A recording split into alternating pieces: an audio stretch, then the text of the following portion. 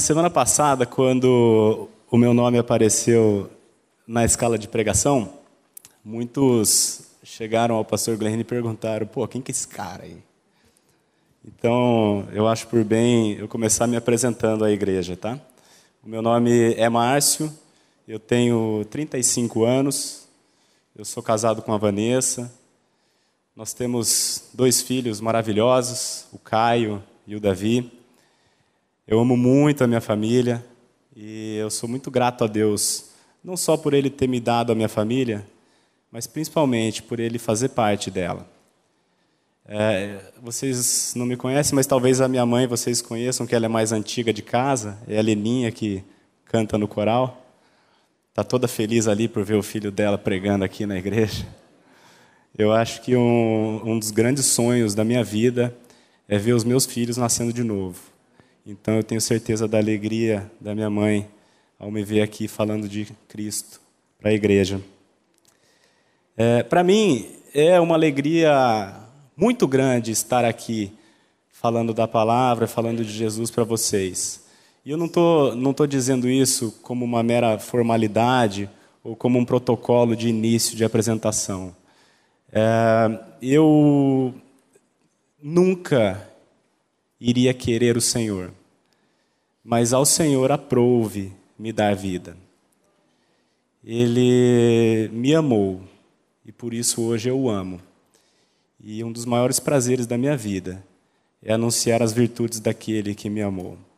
Então eu não estou aqui dizendo isso por protocolo, estou dizendo que de fato eu estou muito contente, muito feliz de poder compartilhar a vida de Cristo com vocês. Eu não tenho nenhuma credencial acadêmica e muito menos teológica para apresentar para vocês, mas eu venho hoje aqui na condição de um filho de Deus. Eu falo como filho dele. O escândalo no nome de Jesus é o tema do nosso estudo de hoje. Eu fiz esse estudo com um grupo de jovens há cerca de 15 dias. E aí, até acatando uma sugestão do irmão Maurício Torres, eu trouxe o estudo para compartilhar com vocês hoje aqui, com a igreja toda. Gostaria de começar o estudo de hoje com uma pergunta, para que você a responda somente no seu coração. Você, alguma vez, já sentiu vergonha por ter sido associado ao nome de Jesus?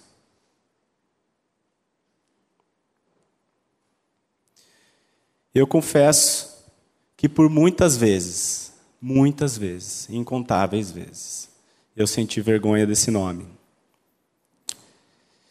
Eu nasci num lar cristão e tive o privilégio de ouvir o Evangelho desde criança. Conhecia Jesus, sabia quem Ele era e que Ele era bom. E até mesmo orava todos os dias. Mas eu sempre morri de vergonha dele e procurava sempre manter em segredo esse relacionamento que eu tinha com Ele. Como se isso fosse algo idiota ou algo errado. Muitos de vocês podem estar me vendo pela primeira vez hoje aqui, mas eu nasci aqui dentro dessa igreja. E até eu tenho uma curiosidade para compartilhar com vocês. Eu tenho um irmão que se chama Glênio. Foi uma homenagem que minha mãe fez ao pastor Glênio. E ele não mora aqui no Brasil, mas toda vez que ele vem para cá, ele dá uma passada aqui na igreja por 2 motivos. Primeiro, porque ele gosta de ouvir a palavra.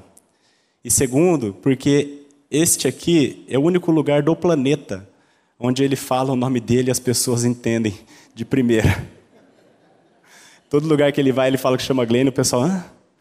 Mas aqui todo mundo conhece, é um nome comum. Então, esse meu irmão Glênio, ele tem 34 anos. Faz 34 anos que ele se chama Glênio, então faz mais de 34 que a gente está nessa igreja. Eu tenho 35 anos e nasci aqui dentro. Eu sempre tive o privilégio de ouvir o Evangelho verdadeiro. Eu sempre ouvi a sã doutrina. Tanto minha mãe quanto a minha avó sempre me falaram acerca da pessoa de Jesus e da sua obra.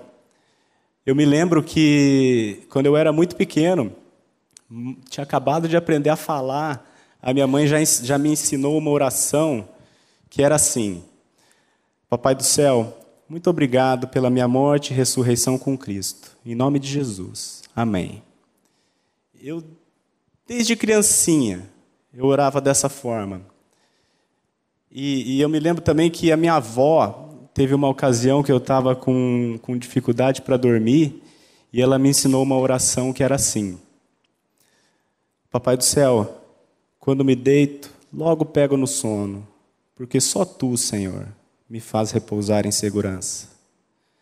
Essa é uma oração maravilhosa, está no Salmo 4, e eu me lembro que eu usava ela com frequência. Sempre orava, todos os dias. E então, gente, eu conhecia o Senhor e até mantinha esse relacionamento com Ele, eu sabia das coisas dEle. No entanto, eu sempre mantinha este relacionamento em segredo, como algo só para mim. Eu me lembro de quando eu era criança e que os meus amigos iam lá em casa para brincar, e com muita frequência a minha mãe interrompia nossas brincadeiras e ela nos chamava para ler a Bíblia e falar de Jesus. E toda vez que isso acontecia, eu queria morrer. Nem tanto pelo fato de eu ter a brincadeira interrompida, mas principalmente pelo fato de eu estar sendo associado ao nome de Jesus. Eu me lembro também, na época de faculdade, muitos amigos meus moravam em República, e aí República é um perrengue. E eu sempre chamava eles para irem almoçar lá em casa. Até aí tudo bem.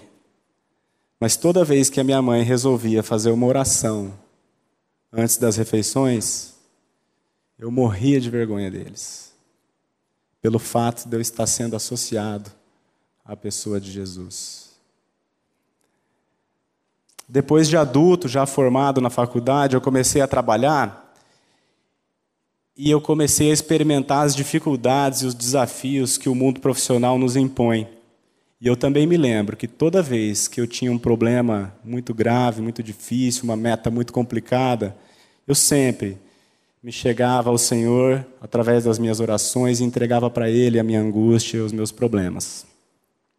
No entanto, em 10 anos que eu trabalhei em empresas, uma década, eu nunca, nenhuma vez, falei sobre Jesus para ninguém no meu trabalho. Por quê? Porque eu tinha vergonha. Eu não sei se isso já aconteceu com você. Espero que não.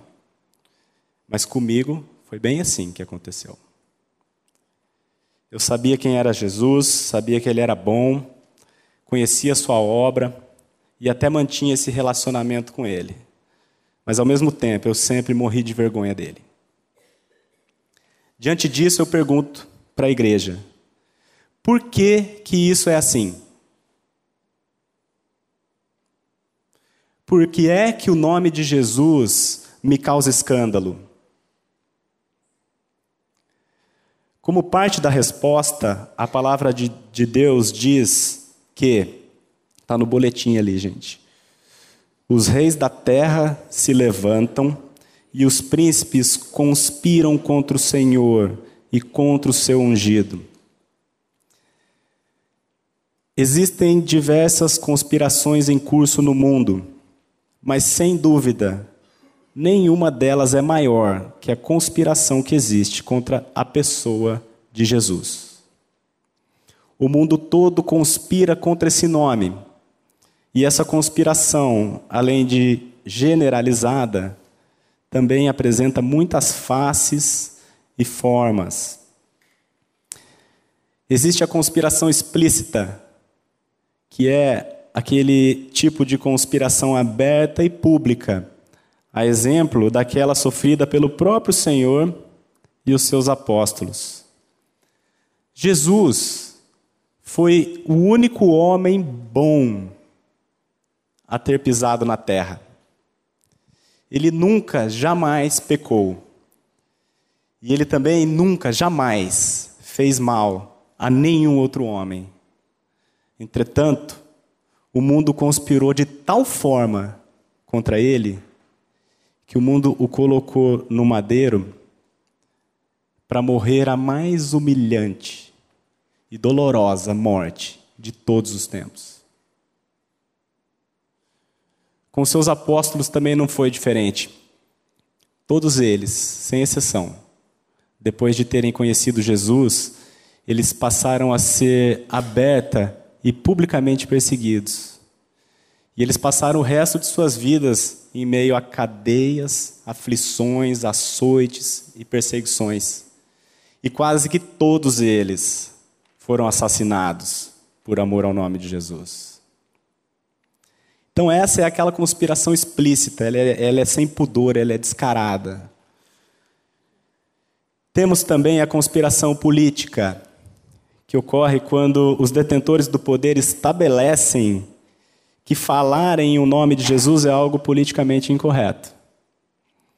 Esse tipo de conspiração pode ser observada no capítulo 9 de João, quando os fariseus, ofuscados pelo poder e autoridade de Jesus, mudam a política da sinagoga para tentar apagar a luz eterna que não se pode apagar. O capítulo era um pouco grande, eu não coloquei aqui no boletim, mas o resumo dessa passagem é o seguinte: Jesus encontrou um homem que era cego de nascença, e Jesus curou esse homem. Só que Jesus fez isso num dia de sábado, o que aos olhos dos judeus era algo politicamente incorreto. Nesse caso específico, os judeus usaram a própria palavra de Deus para conspirar contra a pessoa de Jesus Cristo. Eles usaram a palavra de Deus para conspirar contra o verbo de Deus. E aquele homem que foi curado por Jesus, ele sofria de cegueira fisiológica. Ele não conseguia enxergar. Contudo, a cegueira dos fariseus era o pior tipo de cegueira, porque era a cegueira espiritual. De tão cegos que eles eram, eles não conseguiam ver a maravilha daquele milagre. Um homem nasceu cego, não enxergou a vida inteira, aí chega Jesus e ele passa a enxergar. Mas eles eram cegos e não conseguiam ver essa maravilha. Antes, a única coisa que eles conseguiam enxergar era a ameaça que Jesus representava à sua autoridade religiosa, ou o seu autoritarismo religioso. Então, os fariseus passaram a conspirar contra a pessoa de Jesus Cristo, com o objetivo específico de eliminar aquela ameaça chamada Jesus. E eles foram atrás de todo mundo, interrogaram todo mundo, e aí eles estabeleceram que todo aquele que falasse que Jesus era o Cristo, todo aquele que confessasse o nome de Jesus, esse seria expulso da sinagoga. E, gente, ser expulso da sinagoga, no contexto judeu daquela época, seria o equivalente a você se tornar um indigente hoje aqui. Seria o equivalente a você perder o direito a portar o seu RG e o seu CPF. Você vai ser tratado como um indigente. E foi isso que os fariseus fizeram na época. Ou seja, eles utilizaram-se do seu poder político para estabelecer a política de que falar no nome de Jesus era algo politicamente incorreto. E isso é exatamente como acontece hoje. Exemplo, se nós pregarmos a verdade bíblica de que a salvação do homem só é possível através da fé em Jesus, nós estaremos sendo politicamente incorretos. Se você pregar que só Jesus salva, você vai ser considerado um cara intolerante, um cara radical. No entanto, o politicamente correto, nesse caso, nada mais é do que o resultado da conspiração que há contra o nome de Jesus. Porque Jesus diz: eu sou o caminho, e a verdade, e a vida, e ninguém vem ao Pai se não for por mim. E a Bíblia também nos diz, prega a palavra, insista, quer seja oportuno, quer não. Jesus é a verdade, ninguém vem ao Pai se não for por Ele. Nós devemos amar e respeitar toda e qualquer pessoa, como Jesus fez, independente das suas crenças ou convicções religiosas. No entanto, se de fato nós amamos alguma pessoa, nós temos a obrigação, o dever de lhe transmitir a verdade. E a verdade é Jesus. Mesmo que isso seja politicamente incorreto. Então, gente, nós falamos já da conspiração explícita que existe contra o nome do Senhor, e nós já falamos também da conspiração política que existe contra o Senhor. E agora nós vamos falar do terceiro tipo de conspiração, que é aquela conspiração sutil. Seguindo no boletim aqui, diz que a conspiração sutil, por sua vez, é, sem dúvida, a mais perigosa de todas as conspirações, porque ela se apresenta disfarçada de algo bom. De forma dissimulada e sorrateira, ela se instala e nos dissuade, tal qual fez a serpente com Eva no princípio.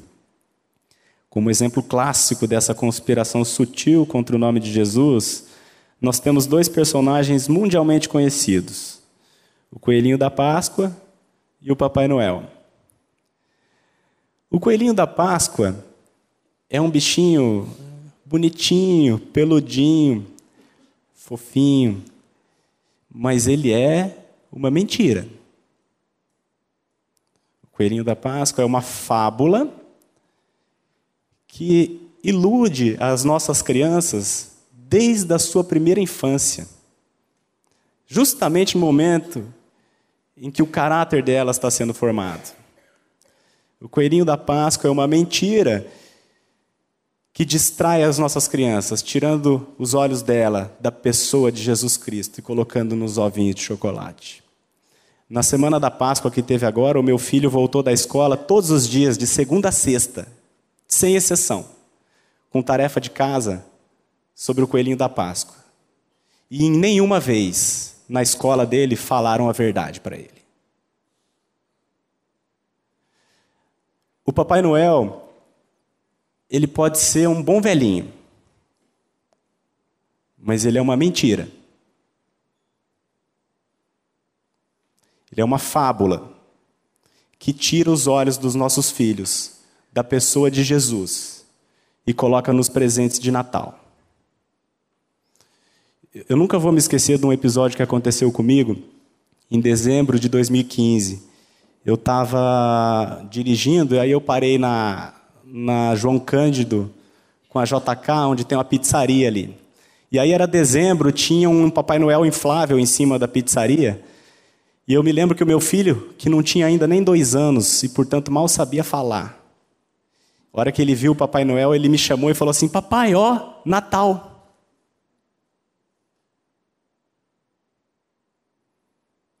Eu nunca ensinei isso para ele.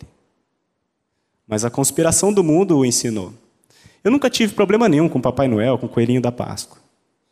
Mas a partir desse momento, ao perceber que meu filho estava sendo enganado, eu passei a refutar essa mentira. E até, falando do Papai Noel, tem uma curiosidade para eu compartilhar com vocês. Quando eu estava fazendo esse estudo, eu uso o Word no computador. E quando eu escrevi Papai Noel com letra minúscula, o corretor automático do programa ele sublinhou a palavra de vermelho e me sugeriu que eu a substituísse por Noel com letra maiúscula. E nesse momento o Espírito me falou para eu escrever Jesus com letra minúscula para ver o que ia acontecer. E não acontece nada. E aí, por curiosidade, eu continuei. Eu escrevi Maomé, Gandhi e Kardec com letra minúscula. E nos 3 casos, o programa não só sugeriu a correção, como já corrigiu automaticamente. E aí eu persisti, eu escrevi depois Deus, com letra minúscula, e eu escrevi Espírito Santo, com letra minúscula. E assim ficou. Gente, é no mínimo curioso, né? Depois vocês testam no Word de vocês, porque às vezes pode ser só o meu também que está com esse problema. É curioso. Ainda, gente, ainda no campo da conspiração sutil, nós temos a própria religião, que travestida de algo bom, engana milhões de pessoas ao redor do mundo e ao longo da história, colocando no homem a responsabilidade pela sua salvação, anulando desta forma a obra de Jesus e reduzindo assim a importância do seu nome. Eu sei, gente, que diante de toda essa história de conspiração, muitos podem pensar que seja exagero da minha parte ou que seja paranoia da minha cabeça. Mas a gente deve lembrar que toda conspiração efetiva, ela trata como louco todo aquele que a descobriu. A palavra de Deus declara que o mundo conspira contra o nome de Jesus. E por isso, esse nome sempre trará sérias implicações àqueles que o carregam, como o próprio Senhor nos adverte. Vamos ler? Se me perseguiram a mim, também perseguirão a vós outros. Se guardaram a minha palavra, também guardarão a vossa. Tudo isto, porém, vos farão por causa do meu nome. O pior tipo de perseguição que tem, gente, é aquela perseguição que é incutida na nossa mente. Vou dar um exemplo. Diferente de alguns países do mundo, aqui no Brasil, nós temos a liberdade de falar de Jesus e nem por isso nós seremos apedrejados, mortos ou presos. No entanto, a gente não fala. E por que a gente não fala de Jesus? Porque a gente tem medo do que os outros vão pensar ao nosso respeito. E, gente, tanto aquilo que eles pensam a nosso respeito, quanto o nosso medo a respeito do que eles pensam, ambas as coisas são resultado da conspiração que há contra o nome do Senhor. O mundo todo conspira contra o nome do Senhor e desde que nós nascemos, nós somos diariamente induzidos a reduzir e a menosprezar o nome de Jesus. Isso é fato, a Bíblia declara isso. O outro motivo pelo qual nos escandalizamos no nome de Jesus é o fato de não o conhecermos. A passagem da Bíblia em que Pedro nega Jesus é bastante conhecida e foi muito impactante para mim. Eu, gente, assim como todo filho de Deus, eu nasci de novo pelo poder da palavra de Deus. E o Senhor, Ele utilizou toda a Bíblia para converter o meu coração a Ele. No entanto, certamente, essa passagem em que Pedro nega Jesus, ela foi uma das mais importantes e mais impactantes à minha alma.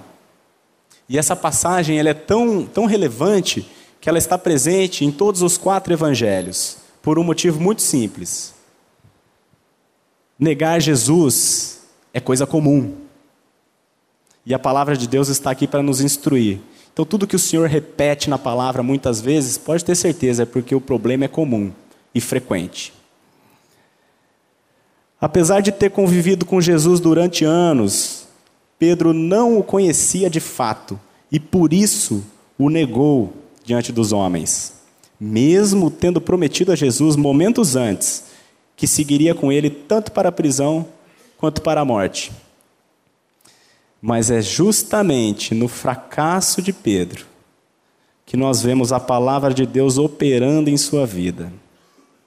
E também é no seu fracasso que vemos Jesus sendo revelado a ele. Esse trecho que ficou aqui, ele ficou meio longo, então eu vou ler sozinho.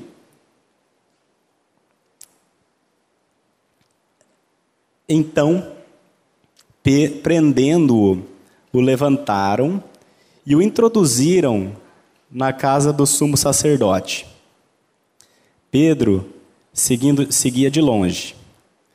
E quando acenderam fogo no meio do pátio e juntos se assentaram, Pedro tomou lugar entre eles. Entre mentes, uma criada, vendo-o assentado perto do fogo, fitando-o, disse: Este também estava com ele.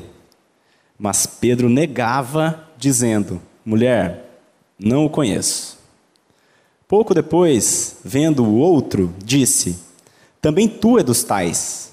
Pedro, porém, protestava: Homem, não sou. E tendo passado cerca de 1 hora, outro afirmava, dizendo: Também este verdadeiramente estava com ele, porque também é galileu. Mas Pedro insistia: Homem, não compreendo o que dizes. E logo, estando ele ainda a falar, cantou o galo. Então, voltando-se o Senhor, fixou os olhos em Pedro.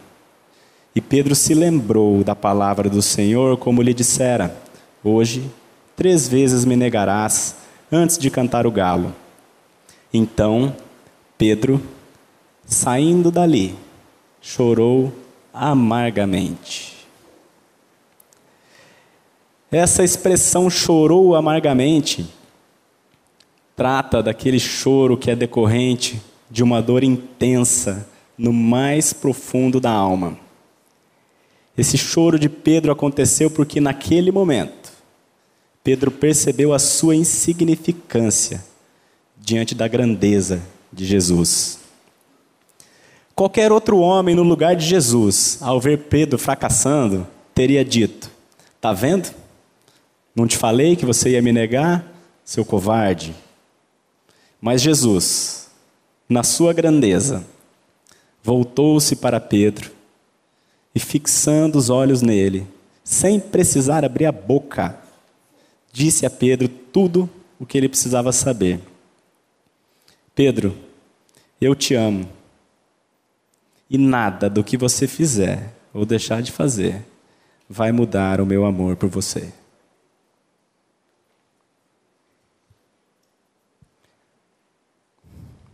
Pedro foi um dos discípulos mais próximos de Jesus e conviveu com ele intensamente durante todo o seu ministério. Mas foi somente nesse dia, por meio daquele olhar, que Pedro finalmente conheceu o Senhor. Antes disso, ele apenas tinha conhecimentos acerca do Senhor. Mas nesse dia, os olhos de Pedro viram a Jesus, o Cristo. Essa passagem, ela foi muito impactante para mim, porque o olhar de Jesus para Pedro foi o olhar de Jesus para mim.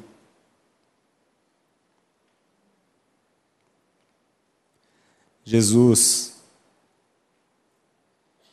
deixou a sua glória e desceu até aqui para morrer a morte que era minha.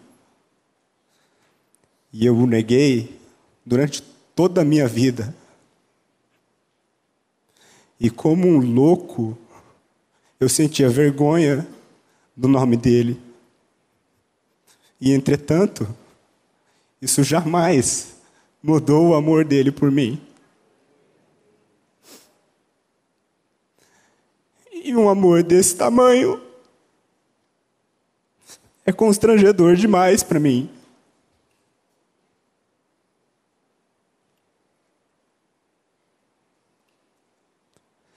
Tem um versículo em Hebreus 4:12 que diz que a palavra de Deus é viva e eficaz, mais cortante do que qualquer espada de 2 gumes. Eu gostava desse versículo, eu tinha passado por ele já muitas vezes.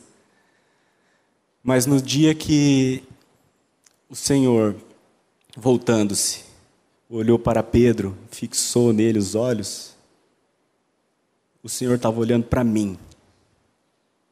E nesse dia eu passei a entender o que significa palavra viva e eficaz. Jesus conhece o íntimo de cada coração e derrama o seu amor a cada um de nós de forma individual e pessoal. Logo depois de sua ressurreição, ele enviou um anjo a passar uma mensagem às mulheres que chegaram ao sepulcro. Vamos ler? Ide, dizei a seus discípulos e a Pedro que ele vai adiante de vós para a Galiléia. Lá o vereis, como ele vos disse. O Senhor sabia exatamente como estava o coração de Pedro depois do seu monumental fracasso. E prevendo que Pedro não se sentiria mais digno de ir ter com ele, mandou chamá-lo pelo nome, promovendo assim o milagre do quebrantamento do coração por meio do amor. Jesus, sendo Deus e, portanto, onipotente, teria poder suficiente para nos converter a Ele num piscar de olhos. Contudo, Ele não faz isso através do seu poder, mas o faz através do seu amor. Pois o amor de Cristo nos constrange. Gente, o medo do inferno nunca, jamais conduziu nenhum homem ao arrependimento. O que nos conduz ao arrependimento é o amor de Cristo. O amor de Cristo nos constrange ao arrependimento. Somente quem conhece Jesus é capaz de suportar as consequências que esse nome traz. E quando digo conhecer Jesus, não estou me referindo a ter conhecimentos acerca dele, mas sim conhecê-lo pessoalmente, como Pedro o conheceu naquele dia. A Bíblia diz em Isaías 43:10 que existe uma trilha no que diz respeito ao conhecimento do Senhor. Ela diz assim: para que o saibais e me creiais e entendais. Primeiro a gente sabe, depois a gente crê e por fim a gente entende Deus. Enquanto o nosso conhecimento acerca de Jesus estiver limitado apenas ao campo do saber, certamente nós sofreremos e sentiremos vergonha do seu nome. E a diferença entre o saber e o crer é onde está o depósito do conhecimento. Quando você apenas sabe, o conhecimento está na sua cabeça. E aí quando você passa a crer, o conhecimento vai para o seu coração. Saber que Jesus foi para a cruz, todo mundo sabe. Até o ateu sabe. Agora, crer que nós estávamos junto com o Filho de Deus na cruz para morrer e ressuscitar com Ele, isso já é um privilégio somente dos filhos de Deus. Então, quando o amor de Cristo nos constrange a amá-lo, então nós deixamos o campo do saber e entramos no campo da fé. E somente depois de crer, começamos a entender a sua grandeza. E somente então passamos a enxergar o seu nome como de fato ele é. Vamos ler juntos? Chamando os apóstolos, açoitaram-nos e ordenando-lhes que não falassem em o nome de Jesus, os soltaram. E eles se retiraram do sinédrio regozijando-se por terem sido considerados dignos de sofrer afrontas por esse nome. E todos os dias, no templo e de casa em casa, não cessavam de ensinar e de pregar Jesus, o Cristo. Regozijar-se com açoites pode parecer loucura masoquista, e de fato é, para os que se perdem.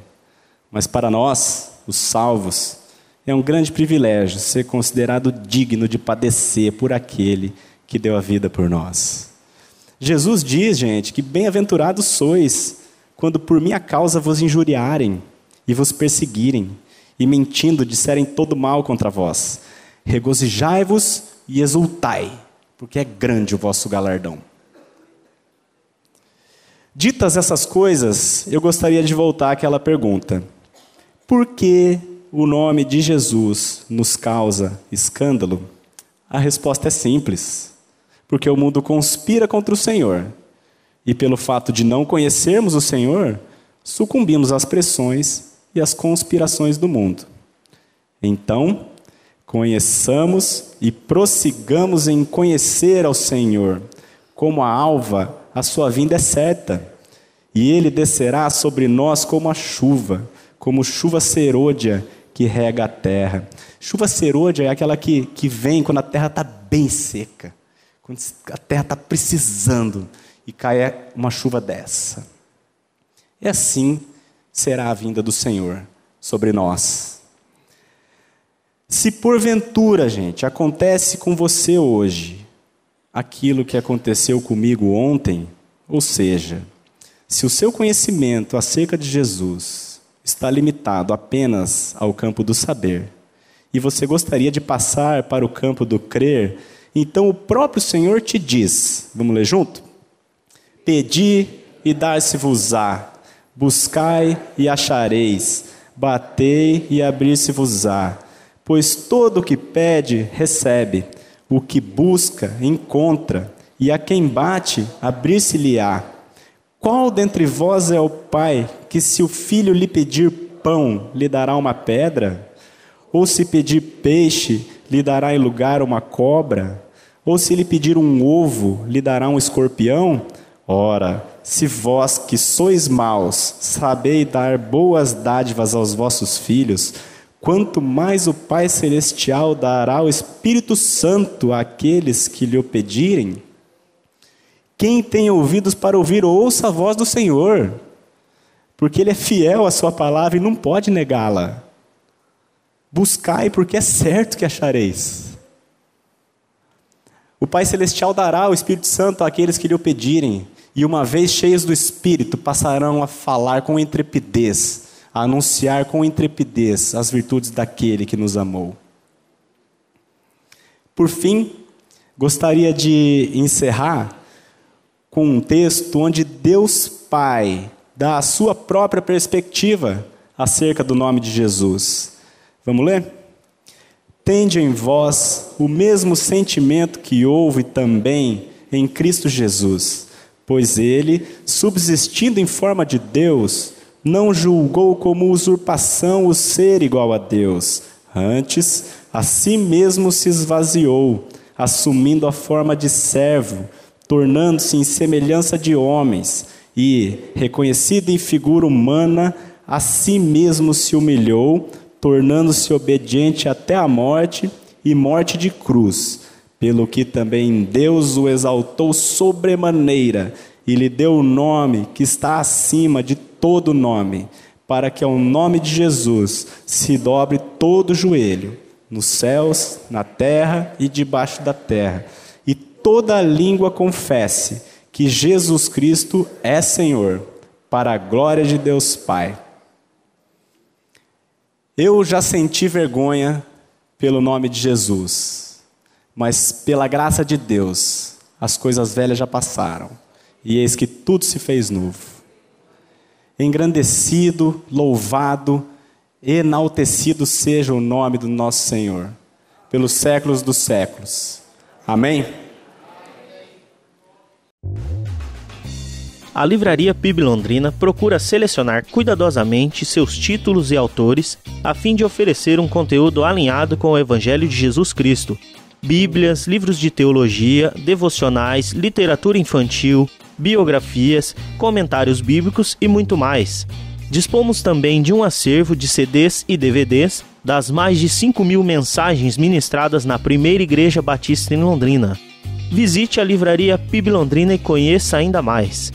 Livraria PIB Londrina, de segunda a sexta, das 13h30 às 18 horas. Endereço na Avenida Paraná, 76A, próximo ao Calçadão, bem no centro de Londrina. Ligue para 3372-8921 ou acesse o site www.livrariapiblondrina.com.br.